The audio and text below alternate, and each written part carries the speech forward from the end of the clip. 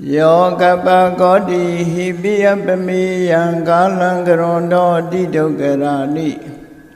Kirangado Loka Hidaya Nato Namoma Garuni Gada Dada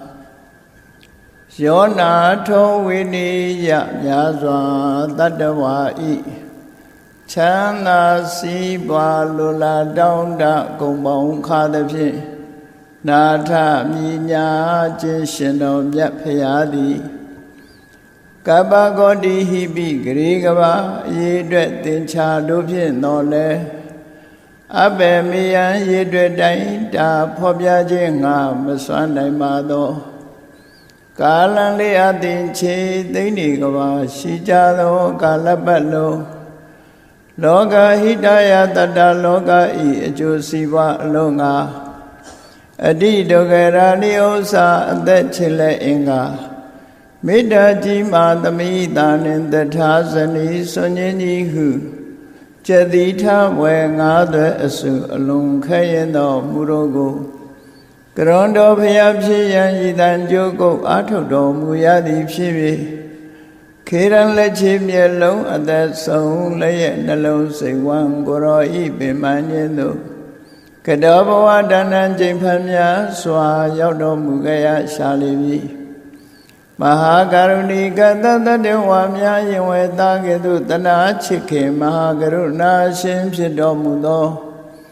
Tadana Dada Winiyamya Swa Tadwai Chanda Sibwa Lula Downda Kumbong Kadapi Nata Minya Toshino Yapaya Namo Yudi Byong Byok Mangolio Karo Yu Ju Shikojindi Atuba Wedu Sinzimadwi Piba Sidadi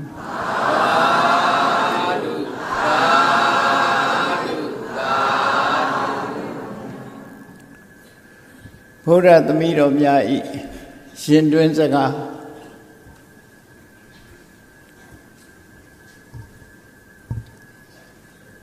Amyudami Myan in it Buddha Myaswa Tadanado Puenla de Kama Bikuni Terima Psi A Che Adore Dreamer Without Language Yaga Jabu Amyodari Ninegaro Pisawaki Navarema A Jesus Chite Shingondinya Padmazo Yam Chiquin Yashi Tunama Janet Pisawaki Leva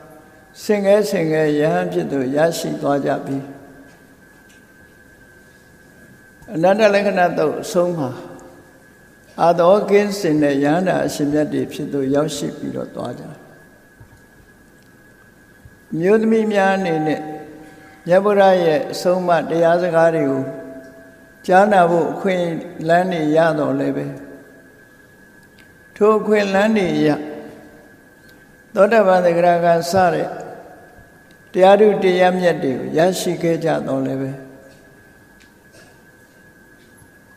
Midazu Wago Son Quabiro Lula Lala Bekuni Tirima Apsi Yashibo Surajaro Yasavia Piajedo Yapi and Nauma Ngani Miao Chin Jama Quinyaja Erelo Quinyara Divine Lula Gune Quinyajaram Hope Mirido Gormiji Juba Atomu Shana Namatimia Aguni Bemu Swegong it Yasavia Leota Bemu Sure Di John Chiareja Now so much Yasavia the Goromyaha Crudan Shibalu Sure Sigani Shicheko Jodin Damabi Eri Siganda in Nime so you know Mudmi Bekuni Pi Lecamelo Tilu Yasavia Tadana won't win you like Peche no no sir Piapi beat it now Ngani Miao With Alima Waganid chain so ရားဖြစ်သူရောက်ပြီးတော့မြတ်စွာဘုရားဖျားဖြစ်သူရောက်ပြီး9 နှစ်မြောက်ကာလမှာခမည်းတော်သုတ္တရဏမင်းကြီးဟာမကြမ်းမမာဖြစ်ပြီးမင်းဝမင်းစားနဲ့ပဲနန်းတော်မှာပဲထီးပြူအောက်ယဟန္တာဖြစ်သူရောက်သွားပြီးတော့လိုနဲ့ပဲပြိဋိဘံပြုသွားအဲ့ဒီအချိန်မှာနန်းတော်ပေါ်မှာကြံရစ်တဲ့မဟာပဇာပတိဂေါရမီမိဖုရားကြီးဟာနန်းတော်မှာနေလို့စိတ်မရှိလို့မြတ်စွာဘုရားခမည်းတော်ကြီးရဲ့ဇာပနာကြွလာတဲ့အချိန်မှာဘေကုဏီဖြစ်ဝင်ရောက်ပါရစေလို့3 ကြိမ် 3 ခါခွင့်တောင်းတော်လဲမြတ်စွာဘုရားရဲ့ညှင်းပယ်မှုကိုပဲရရှိတယ်မိတို့ဂေါရမီနဲ့အတူမိမိတို့အိမ်တော်ပဲများသာသနာပေါင်းဝင်သွားကြသဖြင့်ကိုရီးနေကြရတဲ့တာကွေမင်းသမီး900တို့ဟာလည်းပဲမိရွေးတော်ကြီးနဲ့အတူသာသနာပေါင်းဝင်ဖို့ကြိုးစားခဲ့ကြတယ်မြတ်စွာဘုရားရဲ့ညှင်းပယ်မှုကိုခံလိုက်ရတဲ့အခါမှာစိတ်အားငယ်သွားကြတယ်ပေါ့မြတ်စွာဘုရားကပိလဝတ်ကနေပြီးတော့ဝေသာလိပြည်ကိုကြွသွားတဲ့အခါမှာဘေကုဏီဝတ်ဖို့စိတ်အားအလွန်ထက်သန်နေတဲ့မိရွေးတော်ဂေါရမီနဲ့တာကွေမင်းသမီး900တို့ဟာဖယားနောက်ကလိုက်ပါပြီးတော့ထပ်မံပြီးတော့တောင်းဆိုကြပြန်တယ်ပေါ့အဲ့ဒီလိုတောင်းဆိုတဲ့အခါကျတော့ရှင်အနန္ဒမထေရမြတ်ရဲ့ကျိုးပန်းအထောက်မှုနဲ့နောက်ဆုံးမြတ်စွာဘုရားရဲ့ခွင့်ပြုချက်ကိုရရှိသွားတယ်ပေါ့ဒါဟာဘာဖြစ်လို့မျိုးသမီးတွေကိုဒီလောက်ခက်ခဲပင်ပန်းစေပြီးမှယဟန်ဖြစ်ကိုရရှိစေတယ်လဲဆိုတဘာဝအဖြစ်အပြင်ပြောမယ်ဆိုရင်အမျိုးသမီးတွေဟာတရားထက်သန်ကြတယ်တရားတရားထက်သန်ကြတယ်တရားတရားထက်သန်လွန်အားကြီးတဲ့အခါမှာတရားပေါ်မှာအခြေခံလွန်အားကြီးသည့်အတွက်ကြောင့်တရားလွန်လို့ရှိရင်အသိပညာဘက်ကလျော့နေသွားတယ်အဲ့ဒီနှစ်ခုဟာတရားကိုပညာစောင့်မှလမ်းဖြောင်းတယ်ပညာကိုလည်းတရားစောင့်မှလမ်းဖြောင်းတယ်လို့ဆိုတဲ့အထက်မှာစိတ်အားနုနယ်တတ်တဲ့အမျိုးသမီးတွေအနေနဲ့တရားတရားအလွန်ကောင်းပြီးတော့တခါတရံဆင်ញင်တော့မဲ့တဲ့ကိစ္စမျိုးတွေလုပ်မိတတ်တယ်ပေါ့ဒါကြောင့်မို့မြတ်စွာဘုရားတရားတရားတွေအခြေမခံမဲနဲ့တကယ်ကိုအသိပညာတွေရရှိလာအောင်မကြွားဖြစ်လာသည့်ထိအောင်မြတ်စွာဘုရားမြို့သမီးတွေကိုရုတ်တရက်ခွင့်ပြုချက်မပေးဘဲနဲ့စီကံချက်တွေနဲ့ချမှတ်ပြီးတော့မှခွင့်ပြုချက်ပေးတယ်အိန္ဒိယရဲ့ထုံတန်းစင်လာအရာဟာလည်းပဲမြို့သမီးတွေရဲ့နေရာဟာအလွန်နည်းတယ်ပေါ့ဒါကြောင့်မို့မြတ်စွာဘုရားကတော့မြို့သမီးတွေလူဝေရေးနဲ့ပတ်သက်တဲ့လူတွေရဲ့ဆက်ဆံမှုနဲ့ပတ်သက်လာတဲ့အခါမှာသာစီကံသတ်မှတ်ထားတော့လဲမြို့သမီးတွေရဲ့ဘာသာတရားနဲ့ပတ်သက်တဲ့သို့မဟုတ်အတိတ်မင့်လို့ခေါ်တဲ့ထူးခြားတဲ့အသိဉာဏ်ရေးရပတ်သက်တဲ့အစစ်မြင့်တရားတွေနဲ့ပတ်သက်ပြီးတော့ကန့်သတ်ထားတာမရှိဘူးမြို့သမီးတွေရည်ချင်းရှင်ရှိသလားဉာဏ်ပညာထက်မြက်ကြတယ်သမာဓိတရားတွေထက်မြက်ကြတယ်ရှင်သာရိပုတ္တရာလို့ပညာထက်တဲ့ခေမာဆိုတဲ့မြို့သမီးပေါ်ပေါက်တယ်လို့ပဲရှင်မောကလန်လို့တကိုးကြီးတဲ့ဥပ္ပလဝန္တာဆိုတဲ့ထေရီမလည်းပေါ်ပေါက်ခဲ့လို့မြတ်စွာဘုရားသခင်ကိုရောမြတ်ရဲ့လက်ဝဲရလဲရအနေနဲ့ဒီအခွင့်အလမ်းကိုရရှိခဲ့ကြတာဖြစ်တယ်ပေါ့မြတ်စွာဘုရားမှာခွဲခြားဆက်ဆံလို့တဲ့စိတ်မရှိတော့လဲလူလောကလူတွေရဲ့အတိုင်းဝိုင်းထဲမှာနေရတဲ့အခါမှာ society ရဲ့စိတ်နေသဘောထားတွေပေါ်မှာမူတည်ပြီး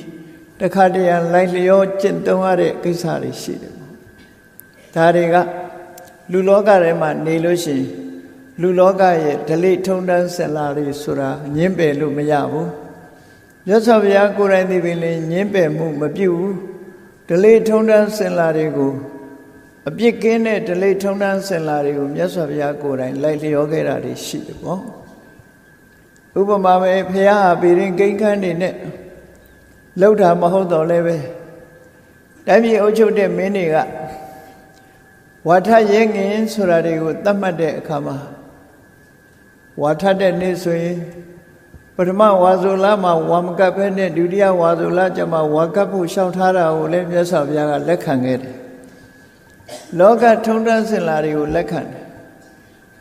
ရာဇဂုံမြို့ရဲ့ဥပဒေအရပစ္စည်းဥစ္စာကိုခိုးယူတယ်ဆိုလို့ရှိရင်တကြရဲ့၄ပုံ၄ပုံတမတ်တန်ငွေကြေးတမတ်ဆိုတဲ့ငွေကြေးနဲ့တမတ်တန်ပစ္စည်းဝတ္ထုကစပြီးတော့ကြီးလေးတဲ့အပြစ်ဒဏ်ကိုချမှတ်လေရှိတယ်။ဒါကြောင့်မို့လို့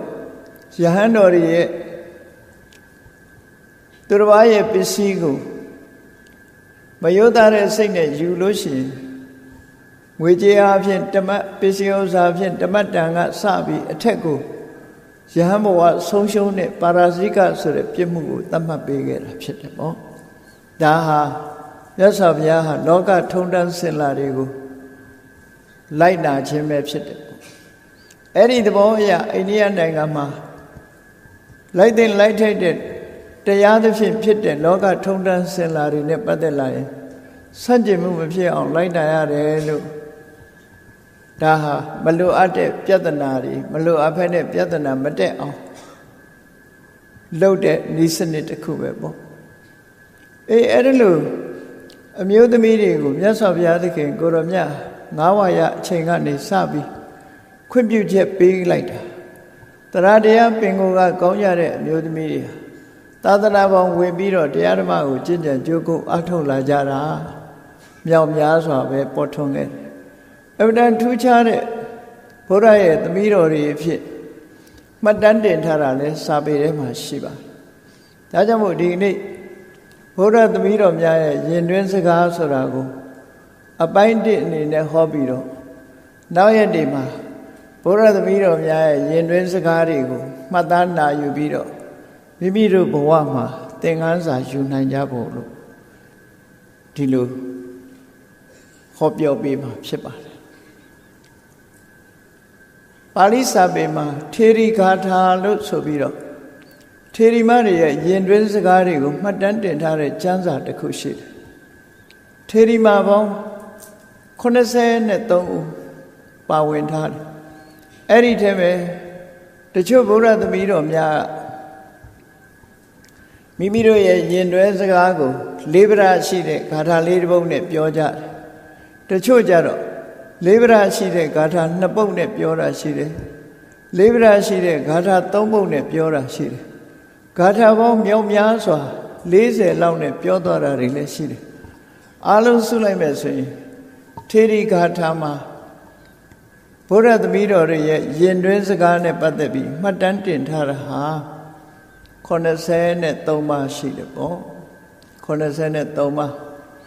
အဲ့ဒီ83ပါးထဲမှာဂါထာတစ်ပုဒ်နဲ့မိမိတို့ရဲ့ယဉ်တွင်းစကားကိုဖွင့်ဟပြောကြားသွားတဲ့ဘိက္ခုနီမက18ပါးဂါထာ2ပုဒ်နဲ့ဖွင့်ဟပြောကြားသွားတဲ့ဘိက္ခုနီမများထေရီမများက10ပါးထို့တူပဲဂါထာ3ပုဒ်နဲ့ဖွင့်ဟပြောကြားသွားတာက10ပါးရှိတယ်ဂါထာ4ပုဒ်နဲ့ဖွင့်ဟပြောသွားတာက1ပါးဂါထာ5ပုဒ်နဲ့ဖွင့်ဟပြောသွားတာက12ပါးဂါထာ6ပုဒ်နဲ့ဖွင့်ဟပြောကြားသွားတာက10ပါးဂါထာ9ပုဒ်နဲ့ဖွင့်ဟပြောကြားသွားတဲ့ဘိက္ခုနီမက3ပါးတခါဂါထာ10ပုဒ်နဲ့ဖွင့်ဟပြီးပြောဆိုသွားတဲ့ဘိက္ခုနီမက1ပါးလို့နောက်တစ်ခါဂါထာ9ပုဒ်နဲ့မိမိရဲ့ယဉ်တွင်းစကားများကိုဖော်ပြသွားတဲ့ဘိက္ခုနီမက1ပါးဂါထာ17ပုဒ်နဲ့10ပုဒ်နဲ့ပြောတဲ့ဘိက္ခုနီမတော့မပါဘူးမှတ်တမ်းနဲ့17ပုဒ်နဲ့ပြောတာက1ပါး12ပုဒ်နဲ့ပြောတာ1ပါးနောက်တစ်ခါ16ပုဒ်နဲ့ပြောတဲ့ဘိက္ခုနီမ1ပါးဂါထာပုဒ်ပေါင်း20နဲ့ပြောပြတဲ့ဘိက္ခုနီမတွေက5ပါးတဲ့ဂါထာပုဒ်ပေါင်း30နဲ့မိမိယဉ်တွင်းစကားကိုဖွင့်ဟခဲ့တဲ့ဘိက္ခုနီမက1ပါးဂါထာပုဒ်ပေါင်း40နဲ့ဖွင့်ဟခဲ့တဲ့ဘိက္ခုနီမက1ပါးလို့နောက်တစ်ခါဂါထာပေါင်း40နဲ့ပို့ပြီးတော့ဖွင့်ဟပြောဆိုတဲ့ဘိက္ခုနီမက1ပါးလို့အဲ့ဒါလိုအားလုံးပေါင်းပြီးတော့ကြည့်လိုက်တဲ့အခါမှာဘိက္ခုနီမပေါင်း 83ပါးရှိတယ်အဲ့ဒီ83ပါးသောဘိက္ခုနီမတွေရဲ့ယဉ်တွင်းစကားကိုမှတ်သားနိုင်ယူကြပြီးမိမိတို့ဘဝမှာသင်ခန်းစာယူနိုင်ကြဖို့ပေါ့တကယ်တန်ဖိုးရှိတဲ့တရားနဲ့ပတ်သက်တဲ့စကားတွေကိုတချို့စကားတွေကမြတ်စွာဘုရားကသူတို့ကိုအဆုံးအမပေးခဲ့တဲ့စကားများပဲဖြစ်တယ်။ယဉ်တဲ့နှလုံးထဲမှာစွဲနေတဲ့စကားတွေဖြစ်သည့်အတွက်ကြောင့်သူတို့ဟာတတိယတိုင်းဥရန်ကျူတဲ့အနေနဲ့ဒီဂါထာလေးတွေဖွင့်ဟကြတယ်။နောက်ဆုံးဘဝဏီကုံချုပ်တော့ပြိဋိဘံပြုကြတဲ့အချိန်ခါမှာလည်းပဲဒီဂါထာလေးကိုရွတ်ဆိုပြီးတော့နောက်ဆုံးအတန်တိတ်သွားကြတာဖြစ်တယ်ပေါ့။သူတို့အမျက်တနိုးရွတ်ဆိုပြီးပြောဆိုသွားတဲ့စကားလေးတွေကိုအခုလိုမှတ်တမ်းတင်ထားတာအကုန်ဟုတ်ချင်မှဟုတ်မယ်မှတ်မိသလောက်မှတ်တမ်းတင်ထားတာသာဖြစ်နိုင်တယ်ပေါ့ဒီတဲ့ပို့ပြီးတော့လည်းပဲရှိနိုင်တယ်သို့တော်လည်းပိဋကစာပေကိုမှတ်တမ်းတင်ရတယ်ဆိုတာအကုန်လုံးမှတ်တမ်းတင်နိုင်တာမဟုတ်ပါဘူးဘာဖြစ်လို့လဲလို့ဆိုရင်ဒီကနေ့ခေတ်လို့ဒီမှတ်တမ်းတင်တဲ့ကရိယာအကူအညီတွေကမရှိဘူးလူကိုယ်တိုင်ပဲ oral tradition လို့ခေါ်တဲ့အတိုင်းတဆင့်ကြက်မှတ်ပြီးတော့ memorize လုပ်ထားရတဲ့စကားတွေသာဖြစ်တယ်ပေါ့အခုခေတ်လို့ဆိုရင်တော့ပိဋကစာပေတွေဟာဒီတဲ့ပို့ပြီးတော့မှတ်တမ်းတင်ခံရမှာဖြစ်တယ်ပေါ့သို့တော်မြတ်စွာဘုရားသခင်ကိုရောမြတ်ရဲ့အလုံးကိုတန်ဖိုးရှိတဲ့ပိဋကစာပေတွေဟာမြန်မာနိုင်ငံမှာဒုတဲ့ကြီးမားစွာခဏိတိစာအုပ်စာတမ်းအနေနဲ့လည်းရှိတယ်သင်ကြားပို့ချနေတဲ့ပုဂ္ဂိုလ်တွေလည်းရှိတယ်အားလုံးအဓိပ္ပာယ်ဖော်နိုင်တဲ့အနေအထားရှိလို့မြန်မာနိုင်ငံမှာဘုရားတရားတော်တွေဟာရှင်သန်နေသေးပဲဖြစ်တယ်လို့ပြောအောင်ဘုရားတရားတော်တွေဟောကြားခဲ့တဲ့အိန္ဒိယနိုင်ငံမှာဆိုလို့ရှိရင်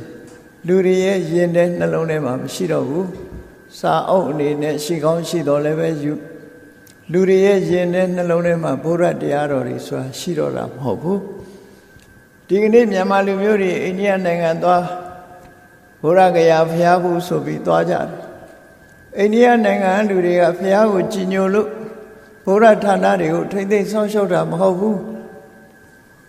ဒဏငွေကြေးအတွက်နဲ့သာလောက်ကင်နေကြတာဖြစ်တယ်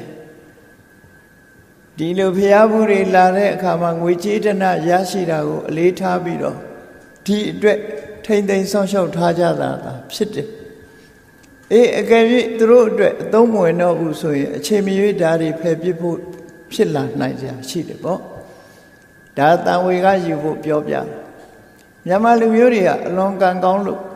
အိန္ဒိယနိုင်ငံမှာပေါ်ထွန်းခဲ့တဲ့ဓမ္မယရနာလို့ဆိုတဲ့အနှစ်သာရတကယ်တန်ဖိုးမဖြတ်နိုင်တဲ့ယရနာကြီးဟာမြန်မာနိုင်ငံကိုရောက်ရှိလာခဲ့တာဖြစ်တယ်ပေါ့မြန်မာလူမျိုးတွေကတော့တယံဇာတပေါ်ကျွယ်ဝတယ်ဆိုပြီးတော့မြေကြီးတဲ့ကဟာတွေကိုသာဂုံယူနေတတ်ကြတယ်သို့တော့တကယ်ဂုံယူတဲ့နာကတော့မြတ်ဗုဒ္ဓရဲ့အဆုံးအမတရားတော်တွေပဲဖြစ်တယ်ပေါ့မြတ်မယဉ်ကျေးမှုနဲ့မြတ်ဖရာရဲ့အဆုံးအမမြတ်ဖရာရဲ့အဆုံးအမနဲ့မြတ်မယဉ်ကျေးမှုခွဲလို့မရနိုင်လောက်အောင်တသွေးတဲ့တသားတဲ့ဖြစ်ပြီးတော့နေတာဟာရှေးဦးမြန်မာလူမျိုးတွေဘိုးဘွားမိဘတွေရဲ့ဆရာတော်သမတော်ကြီးတွေရဲ့ကြိုးစားအထောက်ခဲမှုလို့ဒီလိုဆိုရမှာဖြစ်တယ်ဒါကြောင့်မို့ထင်ထင်ရှားရှားပြောရမယ်ဆိုလို့ရှိရင်ပကန်းခေကဓမ္မတတိလို့ခေါ်တဲ့ရှင်ရဟန်းမထေရမြတ်အနောထမင်းနဲ့တွဲဖက်ပြီးတော့ဘုရားမြတ်စွာရဲ့တရားဓမ္မတွေပြန်ပွားအောင်ဆောင်ရွက်ခဲ့တဲ့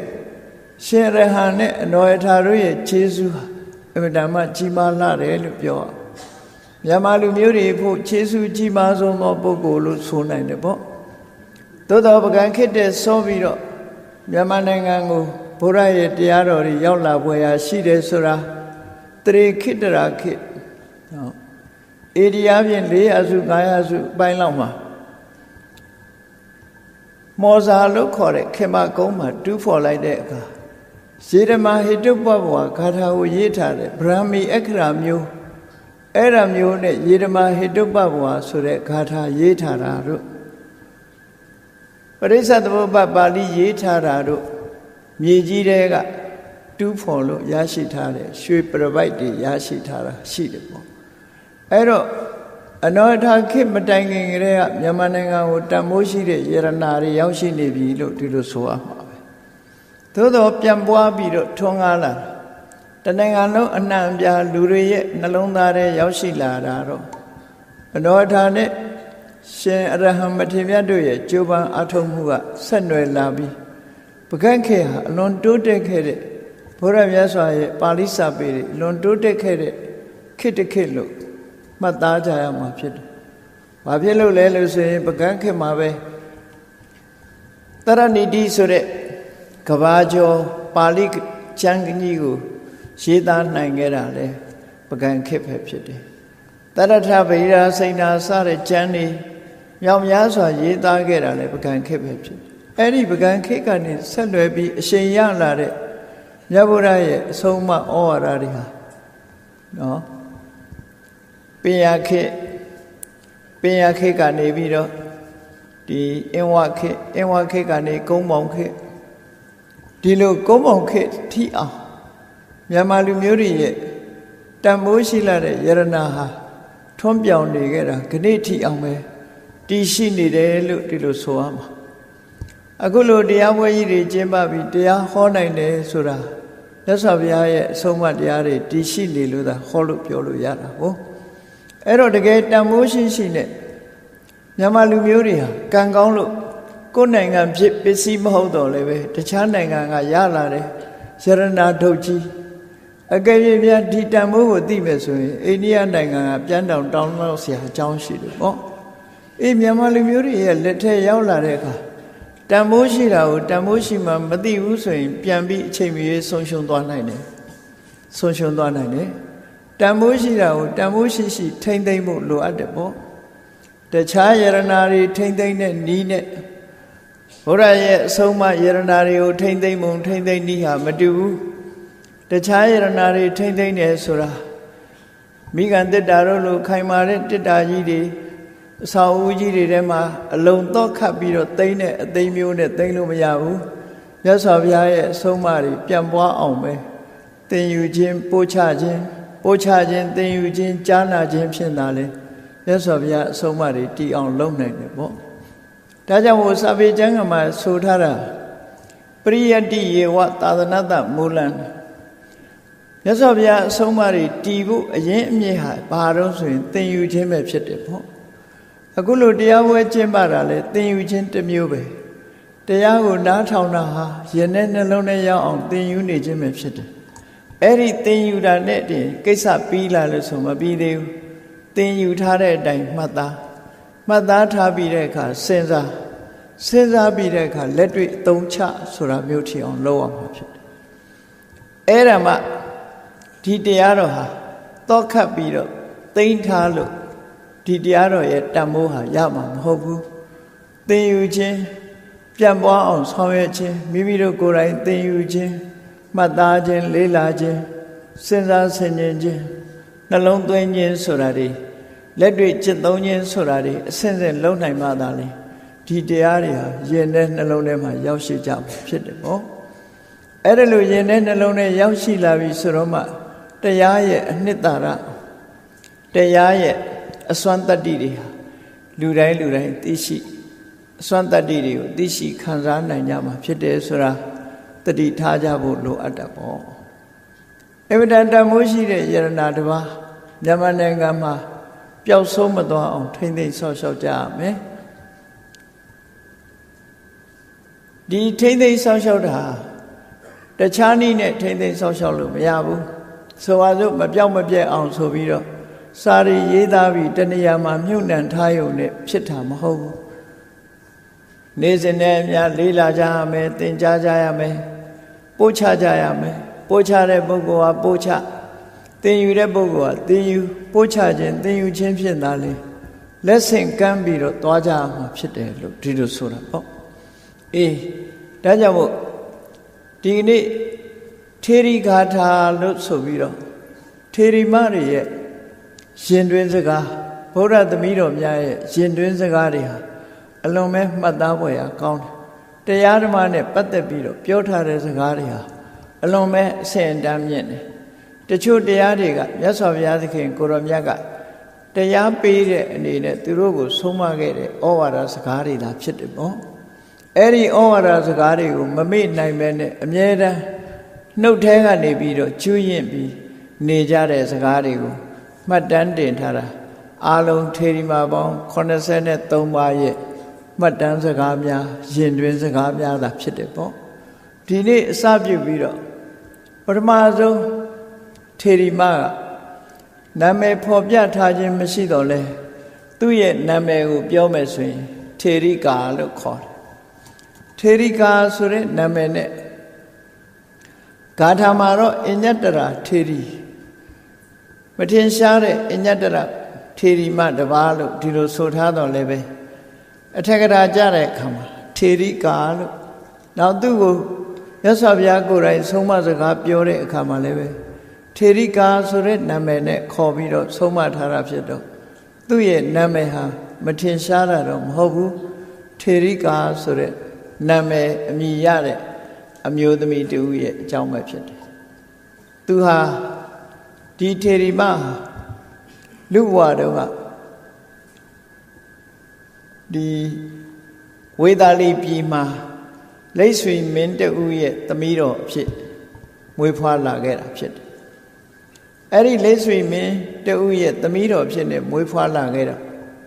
ခန္ဓာကိုယ်တုတ်တုတ်ခိုင်ခိုင်ကြံ့ကြံ့ရရရှိတာဖြစ်သောကြောင့်ဥပရိယုတ်ကောင်းလို့သူ့ကိုထေရိကာဆိုတဲ့နာမည်ပေးထားတယ်ကြံ့ခိုင်တဲ့ဒီကိုယ်ကာယရှိတယ်ဆိုတဲ့အဓိပ္ပာယ်နဲ့ထေရိကာလို့ဒီလိုခေါ်တယ်အရွယ်ရောက်လာတဲ့အခါအမျိုးသမီးများရဲ့ထုံးတမ်းစဉ်လာအတိုင်းပဲမိဘနှစ်ပါးကအိမ်တော်ရဲ့သားချပေးတယ်အိမ်တော်ရဲ့သားချတော့အိမ်တော်ကြသွားတယ်ဆိုပါစို့မြတ်စွာဘုရားသခင်ကိုရောမြတ်ဝေသာလီပြည်ကိုပထမဆုံးကြွလာတဲ့အချိန်မှာသူဟာမြတ်စွာဘုရားကိုကြိုဆိုပြီးမြတ်စွာဘုရားတရားတော်ကိုနာတဲ့ပရိသတ်ထဲမှာပါဝင်ခဲ့တယ်ပေါ့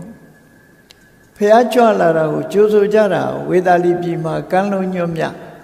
ခင်းကမြည့်ရဲ့တစ်ဖက်ကမ်းမှာဘုရားဆင်းလိုက်တာနဲ့တပြိုင်တည်းဝေသာလီပြည်ကြီးကလူထုပရိသတ်ကြီးဟာဘုရားကိုအုံအုံကျွတ်ကျွတ်နဲ့ကြိုဆိုခဲ့ကြတယ်အဲ့ဒီကြိုဆိုတဲ့ပရိသတ်ထဲမှာသူကိုယ်တိုင်ပါလာခဲ့တယ်ပေါ့မြတ်စွာဘုရားဟောကြားတဲ့တရားဓမ္မတွေရှင်နဲ့ရောက်လာတဲ့အခါမှာစဉ်းစားလာတတ်တယ်လောကကြီးမှာအမှန်တရားနဲ့ပတ်သက်ပြီးတော့စဉ်းစားလာတယ်နောက်တစ်ခါဝေသာလီပြည်မှာမြတ်စွာဘုရားသတင်းသုံးတဲ့အချိန်မိရွေးတော်ဂေါရမီကြီးဥဆောင်ပြီးတော့တောင်းဆိုချက်အရာမြတ်စွာဘုရားကဘိက္ခုနီသာသနာကိုခွင့်ပေးလိုက်တယ်အဲ့ဒါလို့ခွင့်ပေးလိုက်တဲ့အခါမှာမိရွေးတော်ဂေါရမီမှုပြုပြီးတော့တိုင်ဝေမင်းသမီး900ကအစ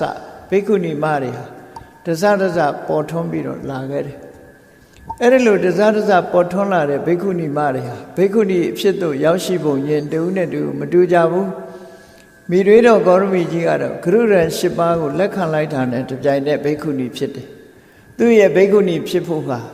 ဗုဒ္ဓံတရဏံကိစ္ဆာမိလို့လည်းဆိုစရာမလိုဘူးတိမ်ထဲမှာသွားပြီးတော့ကမဝါဖတ်ရတဲ့ဒီကနေ့ခေတ် ordination လုပ်တာနဲ့လည်းမတူဘူးဂရုရံ10ပါးကိုလက်ခံပါတယ်လို့အကြောင်းပြန်လိုက်တာနဲ့တပြိုင်တည်းဘိက္ခုနီဖြစ်ကိုရောက်သွားတယ်အဲ့တော့ ordination လို့ခေါ်တဲ့ဒီကနေ့ခေတ် higher ordination လို့ပြောတယ်အဆင့်မြင့်ယဟန်ဘဝရောက်ကြတာတွေဟာအမျိုးစုံပဲရှင်ကုဏ္ဏညာမထေရမြတ်ယဟန်ဘဝရောက်တာတော့ဘယ်လိုပုံနဲ့ရောက်တုံဆိုမြတ်စွာဘုရားကအေဟိဘိက္ခု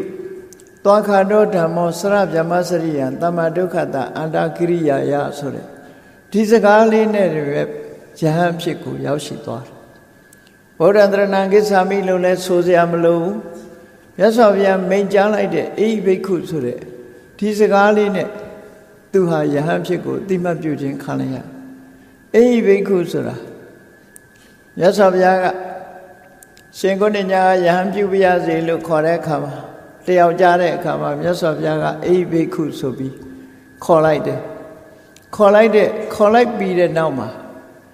သွားခါတော်ဓမ္မောငါဟောတဲ့တရားမှာအမှားယွင်းမရှိဘူးဆိုတာတရားဓမ္မနဲ့ပတ်သက်ပြီး guarantee ပေးလိုက်တဲ့သဘောပဲစရဗျမစရိယံတမ္မာဒုက္ခတအန္တကိရိယာယဆိုရည်ရွယ်ချက်နဲ့လှုပ်ဆောင်ရမယ့်တာဝန်ကိုပေးအပ်ခြင်းပဲဖြစ်တယ်အင်တာမတ်ပြည့်စုံတဲ့စကားလေးတစ်ရပ်ပဲနော်ယဟန်ဖြစ်သူရောက်တယ်ဆိုတဲ့အဓိပ္ပာယ်ဟာအလွန်ရှိတယ် သွားခါတော့ဓမ္မောငါဟောတဲ့တရားဟာမှန်မှန်ကန်ကန်ဟောထားတာဖြစ်တယ်ဒီအာမခံချက်ပေးလိုက်စရဗြဟ္မစရိယံဘာလို့ရမယ်ဆိုတာကိုဖော်ပြတယ်ဗြဟ္မစရိယဆိုတဲ့မဂ္ဂင်၈ပါးအကျင့်ကိုကျင့်ရမယ်ဘာရည်ရွယ်ချက်နဲ့ကျင့်ရမလဲဆိုရင်တမ္မာဒုက္ခတအန္တကရိယာယမှန်ကန်တဲ့နည်းနဲ့ဒုက္ခအဆုံးသတ်ဖို့ကျင့်ရမယ်အဲ့တော့မှန်ကန်တဲ့နည်းလို့ဆိုတဲ့အခါမှာဒုက္ခအဆုံးသတ်ဖို့ဆိုပြီးတော့မြတ်စွာဘုရားလက်ထက်ကဖယားမပွင့်ခင်မှာဒီရာဇဂိုမြို့တဝိုက်မှာဤအမျိုးမျိုးတွေတီထွင်ပြီးကြံစပြီးတော့ဒုက္ခဆုံးသတ်ဖို့ကျင့်နေကြတဲ့ပုဂ္ဂိုလ်တွေမြောက်များစွာရှိတယ်ပေါ့တချို့ကအစာငတ်ခံပြီးတော့ကျင့်တယ်တချို့ကစူးပေါ်အိပ်ပြီးတော့ကျင့်တယ်နော်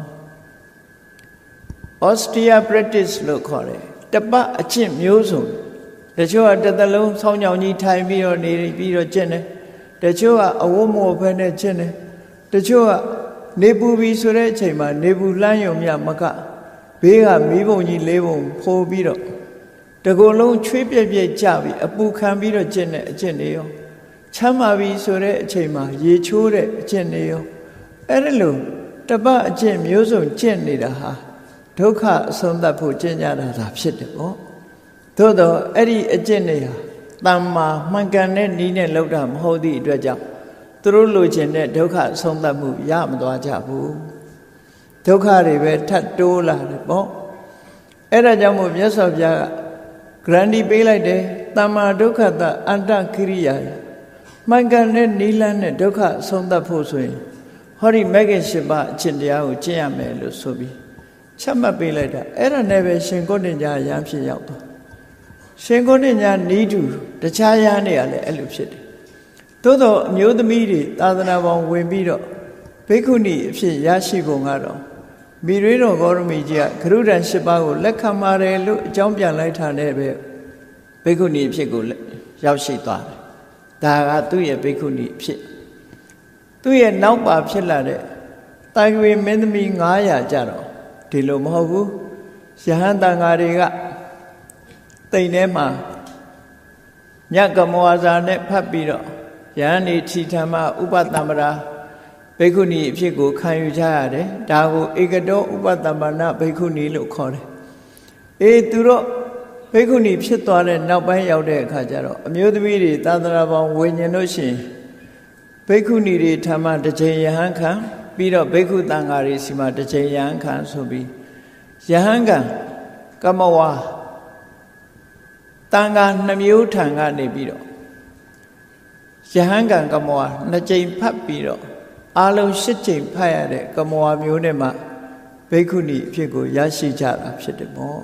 အဲ့ဒါကြတော့ဥပဒောတန်ခေဥပတမ္ပနာလို့ဒီလိုခေါ်တယ်အဲ့ဒါလို့နဲ့ဘိက္ခုနီမတွေဟာသာသနာပေါင်းရောက်ရှိပြီးတော့လားခုထေရိကာဆိုတဲ့အမျိုးသမီးလေးဟာလည်းဘိက္ခုနီတွေအကြောင်းကိုသွားတယ်မိရိတော်ဂေါရမီစီကတရားနာရတယ်ဘိက္ခုနီမတွေစီကတရားနာရတယ်ဖျားစီကတရားနာရတယ်သာသနာပေါင်းသိပ်ပြီးတော့စိတ်ဝင်စားတယ်သို့တော့သူကအိမ်တော်ရသားကြပြီးသားဖြစ်နေသည့်အတွက်ကြောင့်သူ့ရဲ့အိမ်တော်ဘက်ကိုသာသနာပေါင်းဝင်ဖို့ခွင့်တောင်းကြည့်တယ်သို့တော့ခွင့်ပြုချက်မရခဲ့ဘူးအဲ့ဒါလို့ခွင့်ပြုချက်မရသည့်အတွက်ကြောင့်သူဟာကျောင်းကိုမှန်မှန်သွားတရားဓမ္မနာဝိပဿနာကျင့်စဉ်ကိုမှန်မှန်ကျင့်ပေါ့အဲ့ဒါလို့ဝိပဿနာတရားတွေကိုကျင့်ရင်နဲ့သူဟာသောတာပန်ဖြစ်လာတယ်သဂရဂံဖြစ်လာတယ်အဲ့ဒါလို့တရားဓမ္မတွေရှင်းရှင်းလင်းလင်းသိလာပြီးတော့နောက်ဆုံးမှာကျောင်းကတရားတွေပါတွေနာယူပြီးတော့အိမ်ပြန်အိမ်ရှင်မတို့လုပ်ရမယ့်အလုပ်တွေကိုလုပ်တယ်အဲ့ဒီလုပ်တဲ့တနေ့မှာမိဖို့ကြောင့်ထဲမှာဟင်းရွက်ကြော်တာအဲ့ဒါလို့ဟင်းရွက်ကြော်လိုက်တဲ့အခါမှာလက်ဆက်ဆက်ဟင်းရွက်ကိုဆေးပြီးဒဲအိုးထဲထည့်လိုက်တဲ့အခါရှဲကနေမြေတံတွေနဲ့အတူဟင်းရွက်တွေဟာညှိုးကျသွားတာသူအာယုစိုက်မိသွားတယ်ပေါ့အဲ့ဒါလို့အာယုစိုက်လိုက်တဲ့အခါမှာမမြဲဘူးဆိုတဲ့သဘောတရားထာဝရပြောင်းလဲနေတယ်ဆိုတဲ့သဘောတရားကိုကြည့်ရှုပြီးတော့သူခန္ဓာကိုယ်ကြီးမှလည်းပဲအဲ့ဒါလို့ထင်းလာတယ်လူတွေရဲ့ခန္ဓာကိုယ်လူတွေကသာတတိမထားပဲနေလို့ရှိရင်မသိတာခန္ဓာကိုယ်ကြီးက ရုပ်တရားပဲဖြစ်စေနံတရားပဲဖြစ်စေအမြဲတမ်းပြောင်းလဲနေတာတာဖြစ်တယ်ပေါ့အေးဟင်းရွက်လက်လက်ဆက်ဆက်လေးကိုဒဲရဲထဲလိုက်တဲ့အခါမှာတရှဲရှဲနဲ့မြည်ပြီးတော့ညှိုးကျသွားတာအယောင်တွေပြောင်းသွားတာတွေကိုမြင်လိုက်တဲ့အခါမှာသူခန္ဓာကိုယ်လည်းသူချိပြီးတော့ငါခန္ဓာကိုယ်လည်းဒီလိုပဲအယောင်တွေပြောင်းပြီးတော့အမြဲတမ်းပြောင်းလဲနေတဲ့သဘောတရားပဲသာဝရမြဲတဲ့သဘောတရားမရှိဘူးဒီလိုဖြစ်ပြမှုတွေကလွန်မှုနှိမ့်ဆက်နေသည့်အတွက်ကြောင့်ဒါတွေဟာတကယ်ကိုစိတ်ကျဉ်တတ်စရာမကောင်းတဲ့ဒုက္ခတွေသာဖြစ်တယ်ငါအနေနဲ့ဘာမှတတ်နိုင်တာမရှိလို့အနတ္တသဘောတရားတွေသာဖြစ်တယ်ဆိုတာဟာဟင်းချက်ရင်းကနေပြီးတော့အာယုံယူလိုက်တာအနာဂတ်ထိအောင်ဖြစ်သွားတယ်နော်ကာမဂုဏ်အာယုန်ဒီပေါ်မှာစိတ်လုံးဝကုန်သွားတယ်ကာမရာဂလို့ခေါ်တယ်ကာမဂုဏ်အာယုန်စိတ်တွေကုန်သွားတဲ့အခါမှာဒေါသဖြစ်တဲ့ဒေါသဆိုတာလည်းမရှိတော့မရှိသည့်အတွက်ကြောင့်ဒေါသစိတ်တွေလည်းကုန်ဆုံးပြီးတော့သွားတယ်ကာမဂုဏ်အာယုန်စိတ်လည်းကုန်တယ်ဒေါသတွေလည်းကုန်သွားတယ်အေးအဲ့ဒါလို့ထူးခြားတဲ့အသိဉာဏ်ကြီးရလာတဲ့အခါမှာသူ့ရဲ့ဘဝဘာတွေပြောင်းလဲသွားလဲဆိုရင်ခါတိုင်းမှာဆိုရင်ဖီးလို့လိမ့်လို့အလှပြင်းလို့ဒီလိုနေလေးရှိတယ်သို့တော့မိဖို့ကြောင့်ကထွက်ပြီးတန်တန်ပြတ်ပြတ်ရေမိုးချိုးပြီးဘယ်တော့မှဖီးတာလိမ့်တာတစားဆင်တာမလုပ်တော့ဘူးတန်တန်ပြတ်ပြတ်လေးပဲနေပြီးတော့အမြဲတမ်းအိန္ဒိယရပြုံးတာရွှင်တာလည်းသိပ်ပြီးတော့မလုပ်တော့တည်ငြိမ်တဲ့အနေနဲ့ဖြစ်လာတော့အဲ့ဒီအချိန်မှာအိမ်အောင်ပဲလှုပ်တဲ့လက်ဆွေမင်းသားကခါတိုင်းလို့ဝတ်စားဆင်ရမှုမလုပ်တာတွေထူးဆန်းနေတော့မေးတဲ့အခါမှာသူကပြောတယ်သူဟာတရားဓုတရားမြတ်ရထားလို့လူဘဝမှာမနေသင့်တော့ဘူးဘိက္ခုနီဝတ်တဲ့နယ်လို့ဆိုတာကိုရှင်းပြတဲ့အခါမှာအဲ့ဒီကြတော့မှသူ့ရဲ့အိမ်အောင်ပဲအမျိုးသားကခွင့်ပြုတယ်ခွင့်ပြုရုံနဲ့မကဘူးသူကိုယ်တိုင်စိတ်ပါလက်ပါမိရွေးတော်ဂေါရမီတို့စီကိုလိုက်လံပြီးတော့အနှံပေးတယ်အနှံပေးလို့မိရွေးတော်ဂေါရမီစီရောက်သွားဘိက္ခုနီမအဖြစ်ရောက်ရှိဖို့ဘိက္ခုနီမရဲ့ပံ့ပိုးကူညီမှုနဲ့ဘိက္ခုနီအဖြစ်ကိုရောက်ရှိသွားအဲ့ဒါလို့ရောက်ရှိသွားတဲ့အခါတရက်တော့ထေရိကာဆိုတဲ့ဒီဘိက္ခုနီမလေးကိုမိရွေးတော်ဂေါရမီဟာမြတ်စွာဘုရားထံအဖူးမျိုးခေါ်သွားတယ်အဲ့ဒါလို့ခေါ်သွားတဲ့အချိန်လေးမှာမြတ်စွာဘုရားကသူ့ကိုဆုံးမပေးတဲ့စကားလေးဟာသူ့ရဲ့ရင်တွင်စကားပဲဖြစ်လာတယ်ပေါ့ဆုံးမတဲ့စကားကတော့မြတ်စွာဘုရားရဲ့ဆုံးမစကားပဲဖြစ်တယ်မြတ်စွာဘုရားကသူ့ဘဝသူ့ရဲ့အတွေ့အကြုံတွေကိုသိရှိထားတဲ့အတိုင်းပဲမြတ်စွာဘုရားကိုယ်တိုင်ကသူ့ကိုဆုံးမဩဝါဒပေးလိုက်တာဘယ်လိုဆုံးမဩဝါဒပေးတော့လို့ဆိုဒုက္ခံတုပါဟိထေရိကေကတ္တဝါသောလေနပါရုတာဥပတန္တောဟိတေရာဂောဒုက္ခဒါခံဝကုံပိယံဆိုတဲ့ဒီလေးပြရှိတဲ့ဂါရလေးတစ်ပုဒ်ပါထေရိကာဆိုတဲ့ဘိက္ခုနီမလေးရဲ့ရင်ထဲမှာစွဲမြဲပြီးတော့သွားတယ်သူ့ဘဝနဲ့လည်းအမှန်တမ်းကိုက်ညီနေမြတ်စွာဘုရားကမိန့်ကြားလိုက်တာပါတော့ထေရိကာသမီးထေရိကာဒုက္ခံတုပါဟိကတ္တဝါသောလေနပါရုတာအေးတမန်လူတွေဝတ်တဲ့လှပတဲ့အဝတ်မျိုးမဟုတ်ဘဲနဲ့ရတဲ့အဝတ်လေးနဲ့တင့်တော်တဲ့သူတော်စင်တွေနဲ့တင့်တော်တဲ့ပန်းတကူအဝတ်လိုအဝတ်မျိုးနော်အဲ့ဒီပန်းတကူအဝတ်လိုသင်္ကန်းအဝတ်ကလေးခြုံယုံပြီးတော့သင်္ကန်းအဝတ်ကလေးခြုံပြီးတော့စိတ်ချမ်းသာကိုယ်ချမ်းသာ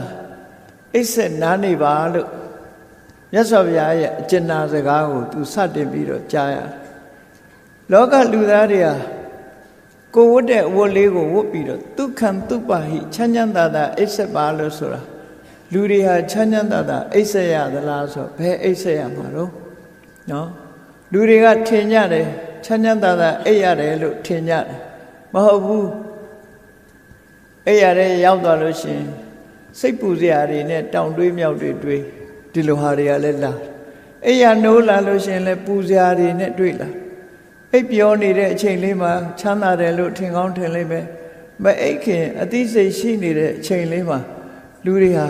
ရှင်တဲ့နှလုံးထဲမှာလဲတွေ့တာမှုတွေနဲ့မုန်းတီးမှုတွေနဲ့အမှန်မသိမှုတွေနဲ့ရောထွေးပြီးတော့နေသည့်အတွက်ကြောင့်ကိလေသာဆိုတဲ့အညစ်အကြေးတွေလွှမ်းမိုးထားသည့်အတွက်ကြောင့်ရှင်တဲ့ဟာပူဆားနေတာပဲဖြစ်တယ်အေးချမ်းတဲ့နှလုံးသားမရှိနိုင်ဘူးတဲ့လောကလူသားတွေကိုယ်စစ်ဆေးပြီးတော့ကြည့်နော်ကိုယ်စစ်ဆေးကြည့်လို့ရှိရင်ရှင်ထဲမှာရာဂဒေါသမောဟဆိုတဲ့အပူတရားတွေရှိထားတဲ့ပုဂ္ဂိုလ်တယောက်ဟာချမ်းချမ်းသာသာအိပ်ဆက်ရတယ်လို့ပြောလို့မဖြစ်နိုင်တဲ့အနေအထားတစ်ခုဖြစ်လာတယ်ပေါ့စိတ်ပူစရာတွေနဲ့ပဲအိပ်ဆက်ပြီးတော့နေကြတယ်အေးမြတ်စွာဘုရားကဒုက္ခံသူပါဟိထေရိကေကတ္တဝါသောလေနပါရုဒ္ဒအေးဝတ်ယုံထားတဲ့သင်္ကန်းလေးအေးချမ်းတဲ့သူတော်စင်နေနဲ့တင့်တော်တဲ့အဝတ်လေးကိုဝတ်ပြီးတော့ချမ်းချမ်းသာသာအိပ်ဆက်ပါလို့ဆိုတာအိဋ္ဌာကိုသာပြောတာလို့ဆိုပေမဲ့လို့ချမ်းချမ်းသာသာနေပါလို့ဆိုလို့တဲ့အဓိပ္ပာယ်ပဲလောကလူတွေဟာအိပ်ပျော်သွားလို့ရှိရင်တော့ဒုက္ခတွေမေ့ခြင်းမေ့သွားကြမယ်နိုးလာတာနဲ့တပြိုင်နက်ဒုက္ခတွေပြန်တတိယလာကြမယ်အဲ့ဒါကြောင့်ချမ်းသာစွာအိပ်ဆက်ရတယ်လို့မဆိုနိုင်ဘူးနိုးလာတာနဲ့တပြိုင်နက်စဉ်းစားလာတဲ့ခေါင်းထဲကပူပန်စရာတွေနဲ့တွေ့တယ်အေးထေရိကာကြတော့ကာမဂုဏ်အာယုစိတ်တွေလည်းခင်းသွားပြီဒေါသတွေလည်းခင်းသွားပြီဒါကြောင့်မို့သူတော်စင်အိုကလေးဝတ်ယုံပြီးတော့ချမ်းချမ်းသာသာအိပ်ဆက်နိုင်အောင်ကြိုးစားပါလို့မြတ်စွာဘုရားကဆုံးမတဲ့သဘောအဲ့ဒီမှာဥပတန္တောဟိတေရာဂောမင်းရဲ့ယင်ဒီနှလုံးထဲမှာတွေ့တာမှုတွေငြိမ့်သွားပြီမရှိတော့ဘူးတွေ့တာမှုဆိုတဲ့ပူပင်သောကတွေငြိမ့်သွားပြီလောကလူတွေဟာတွေ့တာမှုရှိလို့ရှိရင်သောကဆိုတာလားနေတာပဲလေဘယ်နေရာမှာတွေ့တာတဲ့နေရာအတွက်လူတွေဟာသောကဆိုတာဖြစ်လာတတ်တယ်ပေါ့ဒါကြောင့်မို့တွေ့တာမှုရှိရမှာသောကရှိလာတတ်တယ်အဲ့ဒီရှိလာတဲ့သောကမငြိမ့်တတ်နိုင်ကြဘူးသူ့မှာတော့ကာမရာဂဆိုတဲ့တွေ့တာမှုတွေကိုဖယ်ရှားလိုက်လို့ငြိမ့်သွားပြီငြိမ့်သွားတာကိုဆက်လက်ပြီးတော့တရားဓမ္မကျင့်ကြံကြိုးကိုအားထုတ်လိုက်မယ်ဆိုရင်လက်ကြံဖြစ်နေတဲ့တွေ့တာမှုတွေအလုံးအဆုံးသတ်ပြီးတော့ငြိမ့်သွားနိုင်တယ်ငြိမ့်သွားပြီဆိုရင်တွေ့တာမှုငြိမ့်လိုက်တာနဲ့တပြိုင်နက်ကိလေသာအလုံးဟာလည်းငြိမ့်သွားပြီရှင်တဲ့နှလုံးထဲမှာအေးချမ်းသွားမှာဖြစ်တယ်ပေါ့ဒီလိုဆိုလို့ဥပတန္တောဟိတေရာဂောတေတ္တနာမှာရှိတဲ့တွေ့တာမှုတွေအလုံးငြိမ့်သွားပြီအလုံးဟာငြိမ့်သွားတယ်ဆိုတဲ့နေရာမှာနော်ဒုက္ခဒါကံဝကုံပိယဒီအိုးလေးထဲမှာထည့်ပြီးတော့လက်လက်ဆက်ဆက်ရှိနေတဲ့ဒီဟင်းရွက်ကလေးတွေကိုဒဲအိုးထဲထည့်တဲ့အခါမှာတစ်ဖြတ်ဖြတ်နဲ့အစိုးရင်းကအတန်တွေထွက်လာတယ်တရှဲရှဲမြည်နေတဲ့အတန်တွေဟာဟင်းရွက်တွေလည်းညှိုးကျသွားရောဟင်းရွက်ထဲမှာရှိတဲ့ဓာတ်တွေလည်းကုန်လဲသွားရောအတန်လည်းပျောက်သွားတယ်ငြိမ်သွားတယ်ပေါ့အဲ့ဒါလိုပဲရာဂဒေါသမောဟဆိုတာတွေရင်ထဲမှာရှိနေရင်ဆူညံတန်တွေလားနေအောင်ပါပဲဟင်းရွက်ကြော်တဲ့အိုးတွေကဟင်းရွက်တွေကြက်လဲသွားရောအတန်ဟာတည်ငြိမ်ပြီးတော့သွားတယ်အဲ့ဒါလိုပဲသင်္တဏမှာရာဂဒေါသမောဟစတဲ့ကိလေသာတွေငြိမ်အောင်ကျင့်ပြီးတော့ချမ်းချမ်းသာသာနေပါလို့မြတ်စွာဘုရားကသူယူခဲ့တဲ့အာယုန်တစ်ခုကိုအကြောင်းပြုပြီးတော့ဒီကာရလေးနဲ့ဆုံးမဩဝါဒပေးလိုက်တယ်အဲ့ဒီဆုံးမဩဝါဒပေးလိုက်တဲ့အခါမြတ်စွာဘုရားရဲ့အဆုံးအမတိုင်းသူဟာရှင်တဲ့နှလုံးထဲမှာရှိတဲ့တွေ့တာမှုဆိုတဲ့လက်ကြံအရတ္တမနဲ့ပယ်လှန်လိုက်တဲ့အခါမှာလုံးဝချုပ်ငြိမ်းသွားတဲ့ကိလေသာအပူလောင်တွေလုံးဝချုပ်ငြိမ်းသွားတဲ့ယဟန္တာထေရီမဖြစ်သူရောက်သွားတယ်ဝန္တာလိုက်တယ်အလွန်ဝန္တာသည့်အတွက်ကြောင့်ဒီထေရီမဟာအမြဲတမ်းသူ့နှုတ်ကအလတ်ပြီဆိုတာနဲ့တပြိုင်နက်နှုတ်ထဲကထွက်ပေါ်လာတဲ့ရင်တွင်းကစကားသံဟာဒုက္ခံသူပါဟိထေရိကေကတ္တဝါသောလေနပါရုဒ္ဒဥပတန္တောဟိတေရာဂောဒုက္ခဒါကံဝကုံပိယံဆိုတဲ့စကားကိုအမြဲတမ်းကျူးရွံ့ပြီးတော့နေလေးရှိပါတယ်တဲ့ဒါကြောင့်မို့တရားချစ်ခင်သူတော်စင်ပြိဿများအနေနဲ့လေထေရိကထေရီမရဲ့ နမူနာကိုအဆုံးအမမြတ်စွာဘုရားသခင်ကိုရောမြတ်ရဲ့အဆုံးအမထေရီကထေရီမရဲ့ယင်တွင်းစကားတွေကိုနှလုံးထားပြီးတော့ဒုသဏ္ဍာန်မှာလည်းပဲပူလောင်မှုရှိနေတဲ့ကိလေသာတွေငြိမ်းအောင်တို့တွေကျင့်ကြံကြိုးကိုအထောက်ကြရမှာဖြစ်တယ်ဆိုတာကိုရင်ထဲနှလုံးထဲမှာမှတ်သားထားဖို့လိုအပ်တယ်ပေါ့အဲ့ဒီလိုမှမငြိမ်းသေးလို့ရှိရင်အတ္တမလန်တွေဟာဆူညံနေအောင်မှာပဲဖြစ်သေးတယ်ရင်ထဲနှလုံးထဲမှာကိလေသာတွေမငြိမ်းသမျှကာလပတ်လုံးပြောဆိုမှုတွေကြံစီတွေးတောမှုတွေပြုလုပ်မှုတွေဟာဒီအစင်မပြေမှုတွေနဲ့ပဲကြုံတွေ့နေအောင်မှာပဲဖြစ်တယ်ဒါကြောင့်မို့အရေးကြီးဆုံးကဘာတော့ဥပတန္တောဟိတေရာဂောဆိုတွေ့တာမှုငြိမ်းအောင်ကြိုးစားကြရမှာဖြစ်တယ်တွေ့တာမှုငြိမ်းသွားလို့ရှိရင်ကြံတဲ့ကိလေသာတွေလည်းအလုံးကိုငြိမ်းသွားတယ်ငြိမ်းသွားတဲ့ပုဂ္ဂိုလ်တယောက်ဟာသုတ္တန်တစ်ခုမှာဟောထားတယ်လို့ပဲနှခမ်းဖြတ်လိုက်တဲ့လက်ကွင်းဟာအတန်မထွက်တော့တယ်လို့ပဲလောကမှာလူတွေတီးကြတဲ့မောင်းကိုလည်းပဲတီးတဲ့နေရာလှီးဖြတ်လိုက်လို့ရှိရင်အတန်မထွက်တော့တယ်လို့ပဲထို့တူပဲအခုရင်ထဲနှလုံးထဲမှာရာဂတွေတဏှာတွေပူလောင်နေကြအောင်ပဲဆိုလို့ရှိရင်ကိလေသာတွေရှိနေသမျှတွေးတောလိုက်တဲ့ကြံစီမှုတွေဟာလည်းပဲပူလောင်မှုကိုဖြစ်စေမှာပဲဖြစ်တယ်ပြောဆိုသမျှစကားတွေဟာလည်းအတန်တွေထွက်လာပြီးတော့အကောင်းကိုကြော်လွန်ပြီးတော့အဆိုးဘက်ကိုရောက်သွားမှာပဲဖြစ်တယ်လှုပ်သမျှအလုပ်တွေဟာလည်းပဲအစင်မပြေမှုတွေနဲ့ကြုံတွေ့ရမှာဖြစ်တယ်အေးရင်နဲ့နှလုံးထဲမှာလောဘလည်းကင်းသွားပြီဒေါသလည်းကင်းသွားပြီမောဟလည်းကင်းသွားပြီကိလေသာမှန်သမျှတွေငြိမ်းသွားပြီဆိုရင်မြတ်စွာဘုရားသခင်ကိုရောမြတ်ကမိန့်ကြားတဲ့အတိုင်းပဲချမ်းချမ်းသာသာအိပ်ဆက်ပြီးချမ်းချမ်းသာသာဘဝမှာနေကြရမှာဖြစ်တယ်ဒါကြောင့်မို့ဟင်းအိုးတွေကဟင်းရွက်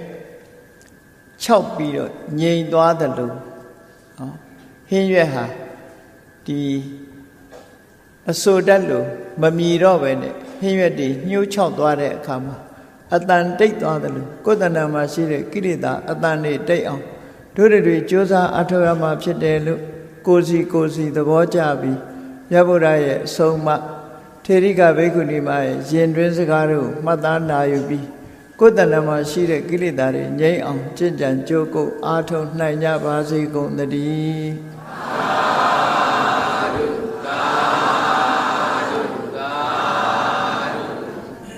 မေတ္တာပို့ရအောင်တတ္တဝါများစွာဘေးရန်ကွာချမ်းသာကြပါစေတတ္တဝါများစွာဘေးရန်ကွာချမ်းသာကြပါစေမေတ္တာရေချမ်းသုံးငါဖြံငြိမ်းချမ်းကြပါစေမေတ္တာရေချမ်းသုံးငါဖြံငြိမ်းချမ်းကြပါစေသက်ရှိချမ်းသာစိတ်ချမ်းသာလူရဆန္ဒပြည့်ပါစေသက်ရှိချမ်းသာစိတ်ချမ်းသာလူရဆန္ဒပြည့်ပါစေဖုံးလန္တာဒုက္ခပင်ကစားမေတ္တာပုံနေတုသင်္ကမမနောတရတိတဝိတံဘဝယန္တုဒုက္ခနကမေတ္တာပုံနေတုသင်္ကမစုပေါင်းပို့အမေတ္တာတဟုရောင်ပြူပါဝင်းငွေလာမင်းနှင့်ရောင်ကြီးရှဲယုံပေါင်းဆောင်ရခြင်းကြောင့်သဗ္ဗေသံကျွမ်းမဲ့ဥသုံးလုံးစုံများစွာတတ္တဝါတို့၏မနောတရတိမြင်မြဖြူစင်အေးကြည်လင်းသည့်ရေစဉ်ပြည့်တင်းစိတ်နှလုံးတည်ဟုသောရေအိုင်ကြီးအတွင်၌ဒုက္ခပင်ကစားစင်ထာဝရအေးမြကြည်သာတာယာပွင့်လန်းချမ်းသာဒုက္ခတည်ဟုသောကုမုဒ္ဒရာကြာပန်တို့သည်ဖုံးလန္တာဝန္တာရွှင်မြူဝမုံလူလျက်ကြည်နုဝဲကြုံဖူးပွင့်ကြကုန်သည်ဖြစ်၍ဒုက္ခနကလေးအောင်လေးတဲ့ရောရှက်သင်ပြပီတိတိဟုသောယနန်တို့သည်ပ ဝယံတုကောင်းစွာမဲ့သွေကြိုင်လိုက်၍နေကြပါစေကုန်တည်း